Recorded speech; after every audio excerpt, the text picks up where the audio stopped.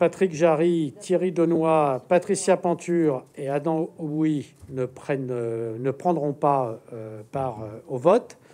Et donc c'est pour ça que c'est Zahra Boudjemaï qui va introduire le rapport. Mais au préalable, par contre, Thierry Denoy peut lui faire état de ce qu'est l'action des élus au sein de la MEF. Et donc, on va lui laisser la parole. Puis après, c'est donc Zahra Boudjemaï qui rapportera sur la délibération. Merci, monsieur le maire. Quelques mots sur le bilan de la MEF 2020. L'action de la Maison de l'Emploi a bénéficié à plus de 1800 Nantériens éloignés de l'emploi. Elle a accueilli 700 nouveaux jeunes. La mission locale a accueilli 700 nouveaux jeunes. On a suivi 1700 au final, parmi lesquels 470 ont retrouvé un emploi. Elle a géré aussi plus de 500 nouveaux demandeurs du RSA, avec 47% de retour à l'emploi, en très légère baisse par rapport à l'année précédente pour cause de Covid.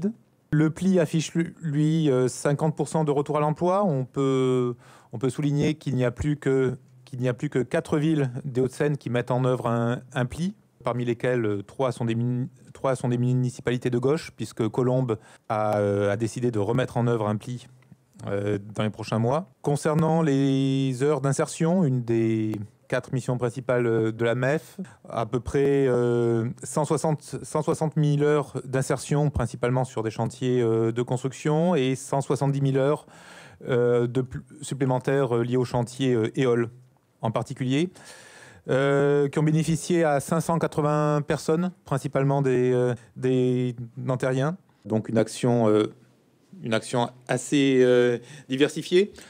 Peut-on faire plus ? Oui. On s'y attelle, principalement en allant chercher d'autres sources de financement, en répondant à des appels à projets ou en essayant de mettre en œuvre des coopérations. Parmi celles-ci, on peut souligner l'action de détection et de remotivation des invisibles qui entre dans sa 2e année. Un autre exemple, l'État demande le doublement des bénéficiaires de la garantie jeune et donc une cible à 200 jeunes suivis sur Nanterre. Le plan de financement est encore flou. Pourtant, la direction de la MEF, en accord avec la municipalité, vient d'ouvrir un nouveau poste en recrutement pour un conseiller emploi. Voilà.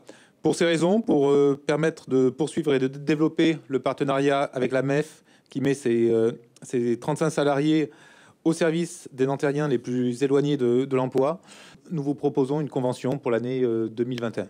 Zahra. Bien. Alors, cette convention d'objectifs, elle va donc d'abord répondre à l'interrogation que posait tout à l'heure Thierry. Est-ce que nous pouvons faire mieux et est-ce que nous pouvons continuer ?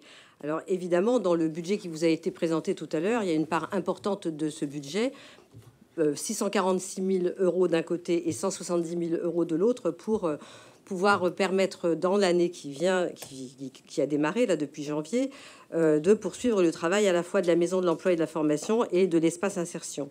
Alors, je ne reviendrai pas sur en quoi consiste le travail, puisqu'il a été déployé par Thierry, pour dire quand même que là aussi, la volonté de la ville de rendre le service public de l'emploi, que la ville fasse sa part de travail concernant le service public de l'emploi, de la recherche de l'emploi, de l'accompagnement dans l'insertion. Il est important qu'une ville comme Nanterre, qui est une ville jeune, mais qui est aussi une ville très active, qui est une ville qui dispose de beaucoup d'emplois. Vous le savez, il y a un rapport entre le nombre d'habitants et les capacités d'emploi qu'il y a dans cette ville. Mais pour que cela puisse se faire, il faut qu'il y ait des combinaisons, et en particulier des combinaisons qui permettent à la fois d'être suivis, d'être accueillis, d'avoir des espaces ressources, d'avoir des secteurs particuliers développés, parce que contrairement à ce qui a été dit tout à l'heure, dans la ville de Nanterre, nous avons des gens qui font des études supérieures, et pas seulement des études de petit niveau, mais des études supérieures que nous souhaitons pouvoir continuer d'accompagner. L'ensemble des Nantériens que nous accompagnons bénéficient donc, comme ça a été dit, d'un certain nombre de projets d'accompagnement, d'aide effective, avec des personnels qui font un travail journalier quotidien, et dont on peut voir les résultats, y compris dans certains quartiers, puisque on est sensibilisé par les quartiers de politique de l'emploi, qui sont aussi accompagnés par un certain nombre d'associations. On verra tout à l'heure sur les budgets des associations que des associations accompagnent aussi l'ensemble de ces projets. Le bilan est très positif. Aujourd'hui, il pourrait être mieux, mais j'insiste pour dire que ce sont des activités qui relèvent des responsabilités ou des prérogatives de l'État, mais que la ville de Nanterre a choisi d'être fortement présente sur l'ensemble de ces projets de formation et d'accompagnement. Je le disais tout à l'heure, 646 000 euros au titre donc du budget 2021 pour la maison d'emploi et de la formation et 170 000 euros sur l'espace insertion. Pour cela, il est donc question tous les ans de renouveler cette convention